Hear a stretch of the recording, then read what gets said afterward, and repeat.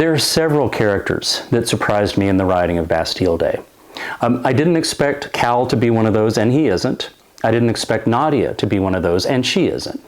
You usually understand main characters pretty well before you sit down and start committing things to paper. But there were some less important characters that really surprised me. One of them is Ali, who in conventional terms would be the villain of this novel. Ali is the Arab sheikh, the Saudi sheikh, who is supposed to marry Nadia at the end of the week. And it would have been easy to do this as a black and white sort of villain. But it turns out that he is so much more interesting and so much more sympathetic than I expected or than readers will expect. And then there are two minor characters who have done what characters in my novels have always done. They kept waving their hands and saying, "Can I come back and be in the book some more?"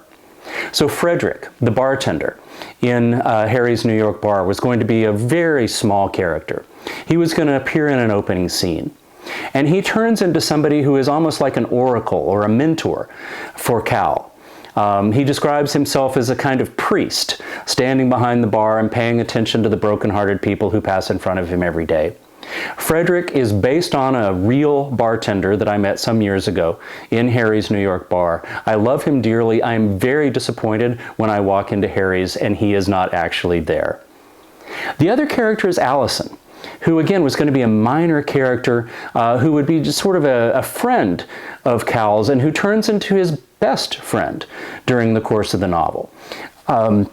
Somebody who also is dealing with some of the same issues and brokenness that Cal has experienced. And together, they begin to help each other sort of push back the broken hearts that they have lived with through much of their lives. They become a really good support system for each other.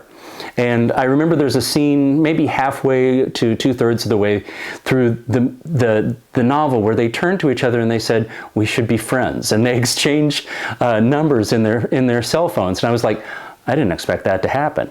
Allison's going to be here for the whole time. And I love when that happens. There have been a couple of characters in each of my novels who have just kept saying, I've still got something to say and I've still got a way that I can help these main characters get to where they're going.